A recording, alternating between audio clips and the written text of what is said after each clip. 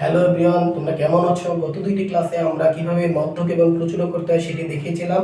আজকে আমরা আলোচনা করব কিভাবে সংক্ষিপ্ত পদ্ধতিতে গড় নির্ণয় করতে হয়। চলো তাহলে শুরু করি।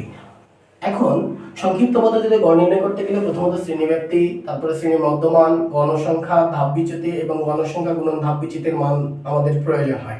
তাহলে কিভাবে মধ্যমানটা নির্ণয় করে শ্রেণীব্যাপ্তি থেকে সেটা আমরা নির্ণয় করতে শুরু করি। প্রথমে এই যে 30 এবং 34 এই দুইটা সংখ্যাকে আমাকে যোগ করতে হবে। আচ্ছা, এই 30 এবং 34 যোগ করলে হয় 64।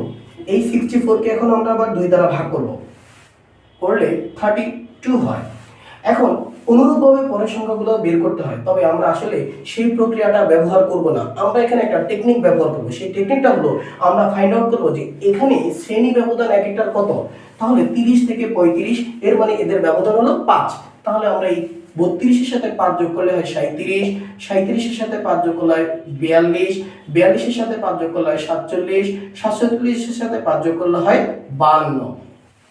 তাহলে এখানে মধ্যমানটা বের করার খুব সহজ টেকনিকটা আমরা ব্যবহার করলাম। প্রথমে একটি বের করব, তারপর এগুলোর সাথে ব্যবধান জাস্ট যোগ করে দিব। এখন এই মধ্যমানের ভিতরে আমরা একটা আনুমানিক গড় খুঁজে বের করব। এখানে কয়টা সংখ্যা আছে আমরা সেই ঘর আছে সেটা একটু দেখি। 1 2 3 4 5। এই বিজোড় থাকলে সবচেয়ে সহজভাবে করা যায়। কিভাবে করা যায় সেটা হলো প্রথমে দুইটি সংখ্যা এবং শেষের দুইটি সংখ্যা থেকে বিয়োগ করার পরে মাঝখানে একটা যে সংখ্যা থাকে সেটি হলো আনুমানিক গড়। এখন অনেকের প্রশ্ন হলো, স্যার এখানে যদি 5টা সংখ্যা না হয়ে যদি আমার 6টা হতো তাহলে আমি কি করতাম? তাহলে আমরা সেই প্রসিডিংই ব্যবহার করতাম।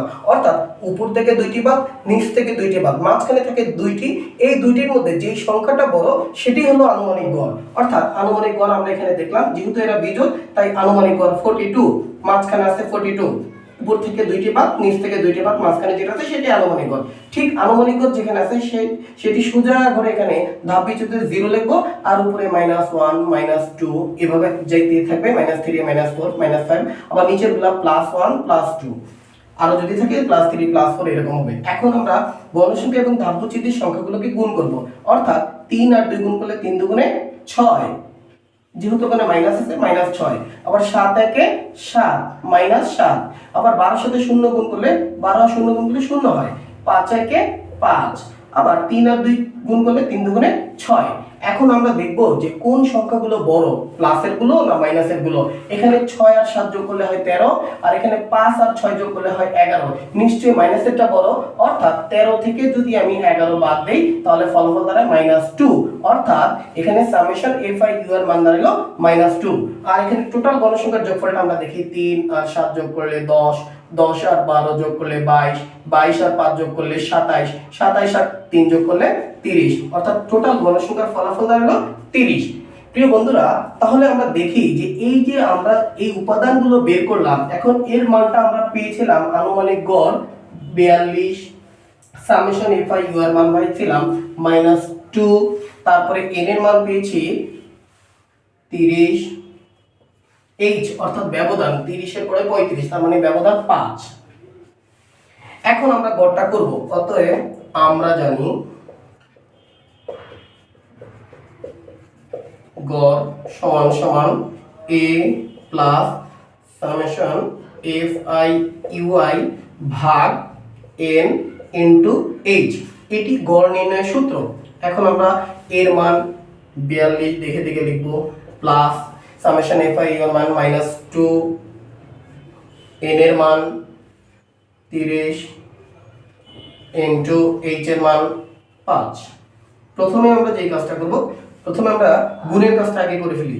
42 যা ছিল সেটাই লিখি, প্লাস 5 এর সাথে 2 গুণ করলে 5 দুগুণে 10 অর্থাৎ -10, আর নিচে আছে 30। এখন আমরা 42 রইল, প্লাসে মাইনাসে মাইনাস। এখন 10 কে 30 দ্বারা ভাগ করব। অনেকে কি করে 30 আগে লেখে তারপরে 10, না এটা করা যাবে না। 10 কে 30 দ্বারা ভাগ করা যাবে না, সরি 30 কে 10 দ্বারা ভাগ করা যাবে না, করতে হবে আমার উপরের সংখ্যাটা আগে লিখতে হবে। আমরা ক্যালকুলেটরে আগে 10 তারপরে ভাগ 30,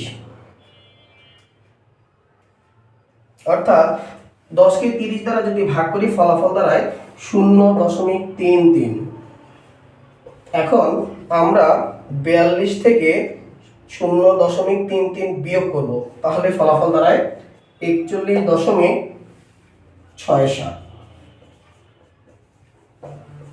প্রিয় শিক্ষার্থীরা, আমরা আজকে দেখলাম যে কিভাবে সহজেই সংক্ষিপ্ত পদ্ধতির গড় নির্ণয় করতে হয়।